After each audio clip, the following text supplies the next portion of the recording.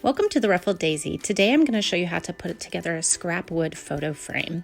You're going to need some scrap wood, some wooden letters, some ribbon, some burlap, some twine, and then you're going to need some sort of attachment to put your picture with, whether it be a clothespin or a bulldog clip and a twist tie. We're going to paint the letters a pretty neutral color because I just don't want them to stand out a ton, but they're going to look great against this burlap.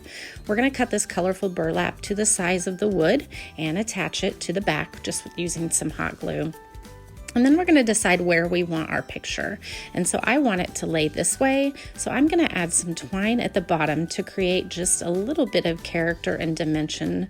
And it just dresses it up a little bit when you have different textures in your project.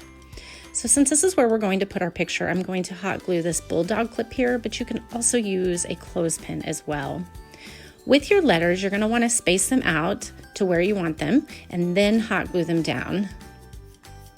Next, you're going to cut some ribbon and additional burlap to the length of your wood piece. And then we're going to just layer and crisscross and create just the scrappy ribbon that I do on this page quite a bit.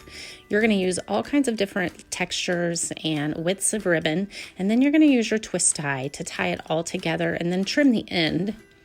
When you're done with that, I'm going to tie a small piece of ribbon to the front just to kind of cover the twist tie area, and then we're going to hot glue it on to finish the piece off, and it is just adorable. Attach your picture and you have an amazing little farmhouse picture frame. Thank you so much for watching. For more DIYs, go to theruffleddaisy.org.